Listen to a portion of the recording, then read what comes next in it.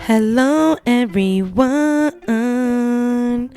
Welcome back to Unfiltered and Unapologetic, the space where we talk about healing, relationships, money, and identity without leaving our culture out of the conversation.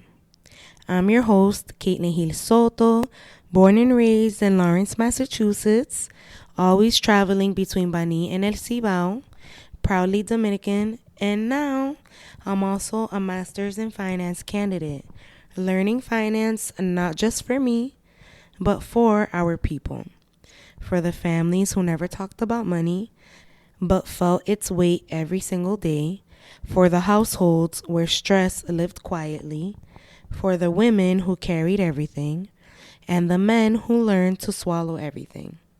Because in Dominican culture, money doesn't just live in spreadsheets. It lives in the body, in the nervous system, in who feels responsible and who goes silent when things feel overwhelming. And that's why today's episode matters. This episode is the bridge between two conversations that were never meant to stand alone. Episode 28 explored Dominican men and the freeze response, how silence became safety, and how emotional shutdown was often the only option. Episode 29 explored Dominican women and overfunctioning, how doing everything became survival, and how rest came with guilt. Today, we're talking about what happens when those two survival patterns meet in relationships, in homes, and in the way love, money, and responsibility get distributed. I want to be very clear about something. Freeze and overfunction are not personality traits. They are nervous system responses. Psychologically speaking, when a child grows up in an environment where emotions aren't welcomed, stress is constant, stability feels uncertain, the body learns how to adapt. For many Dominican men, that adaptation was freeze. Not because they didn't care, but because showing emotion often led to being dismissed, being mocked, being told to man up. So the nervous system learned, stay quiet, stay contained, don't react. That's not emotional immaturity. That's survival intelligence. For many Dominican women, the adaptation went the opposite way. They learned to stay alert, to anticipate, to manage. Psychologically, this is what happens when a child feels that safety depends on their performance. So the nervous system learns, if I handle everything, we'll be okay. That's not control, that's a trauma-informed response to instability.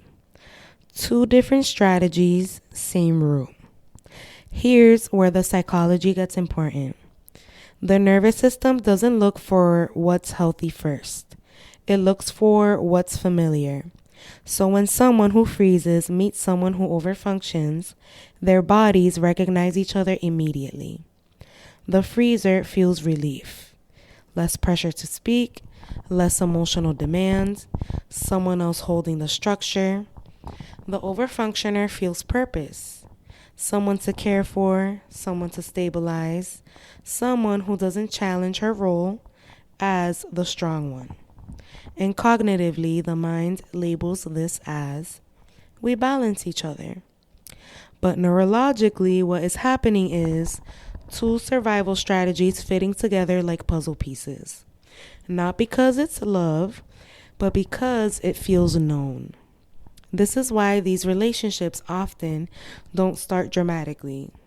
They start quietly. They work. Things get done. Life moves forward. But emotionally, there's a low-level emptiness that's hard to name. Instead of asking, what's missing? Many of us ask, what's wrong with me?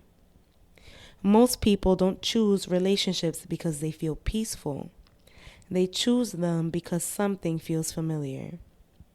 In many Dominican households and in many immigrant and survival-based homes, more broadly, Stress was constant, so bodies learned different ways to cope.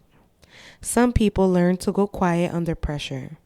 They pulled inward, they minimized needs. Others learned to step up. They talked more, they handled more, they kept things moving. Neither response is wrong, but when these two meet, they often recognize each other immediately. The quieter person feels relief, less pressure, less demand. The one who steps up feels useful, like they're doing what they're trained to do.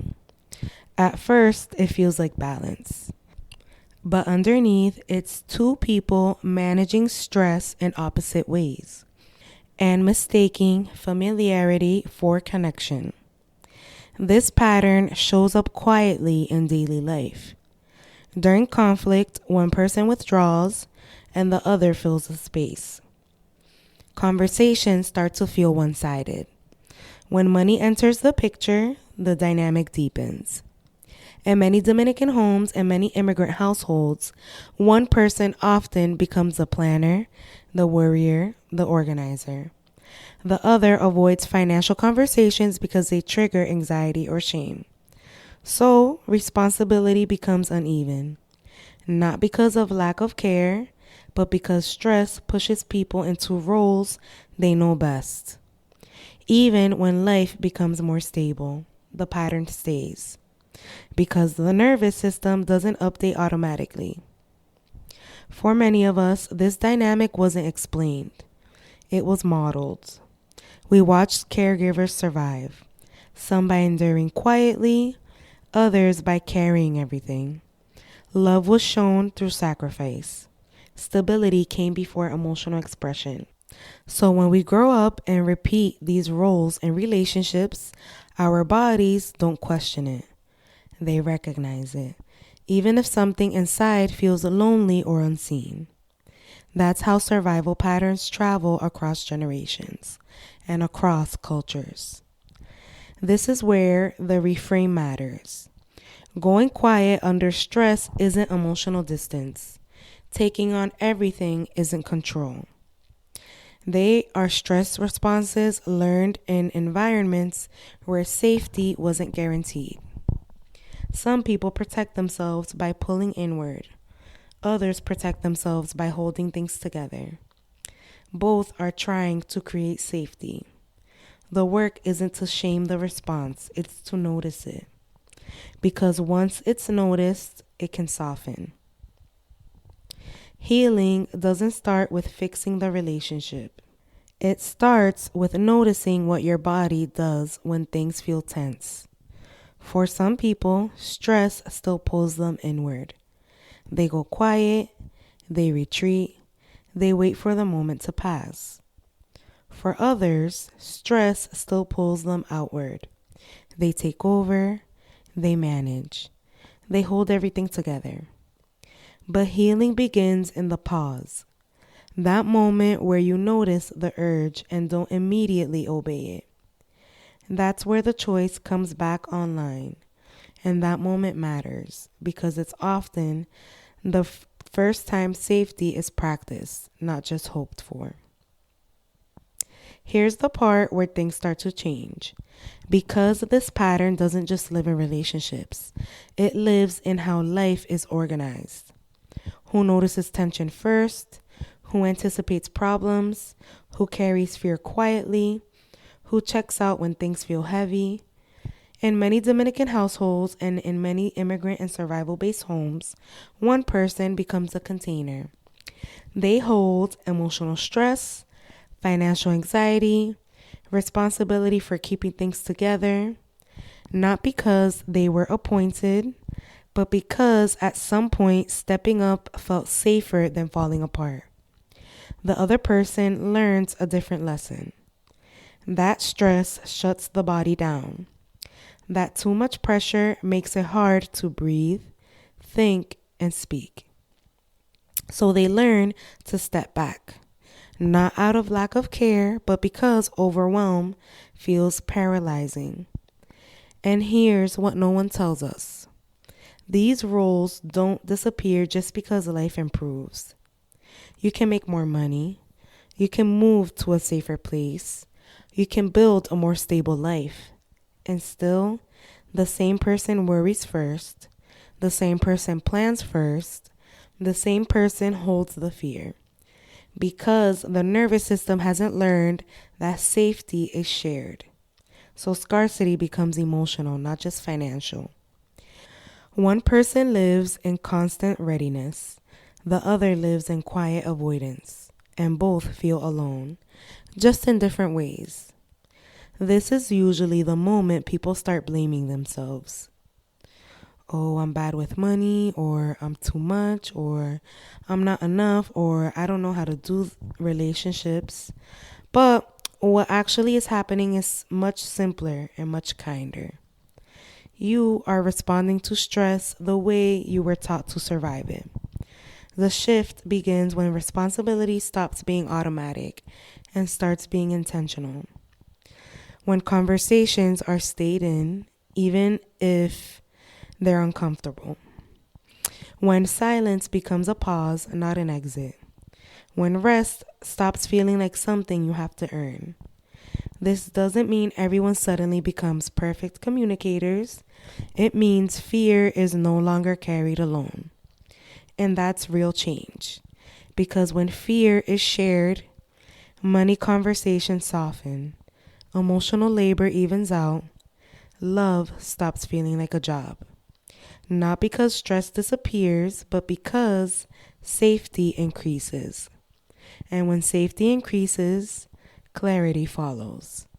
That's when people finally realize I wasn't failing, I was just surviving. And now I can choose differently. Breaking the cycle doesn't mean rejecting our culture or judging the way our families survived. It means telling the truth about what survival cost us. Many of our parents and caregivers lived in constant pressure, financially, emotionally, spiritually. They did what they had to do to keep things moving. Silence was protection. Sacrifice was love. Endurance was strength. And that kept families alive.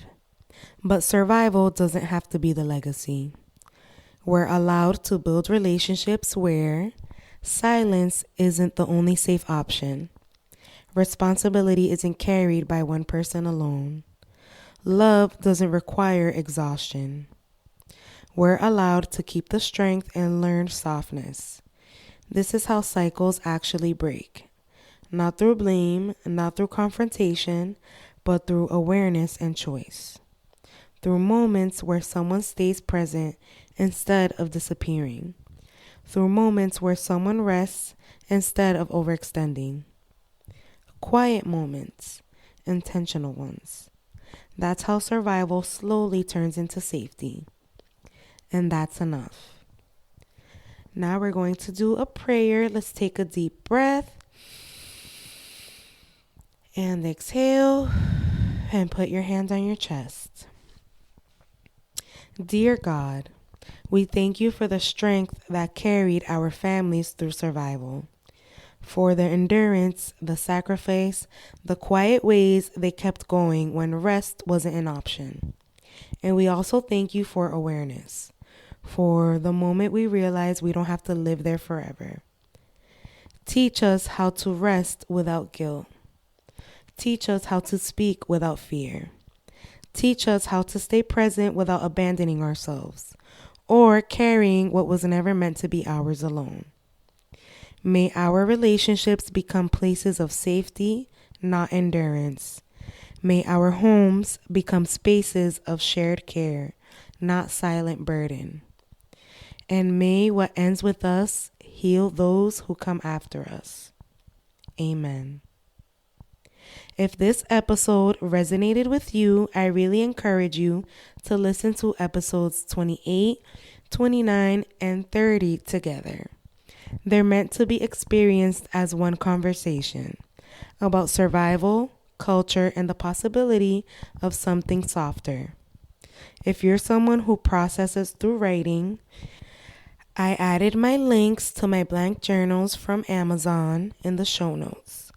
They are intentionally simple so that you can sit with these reflections at your own pace without pressure or perfection.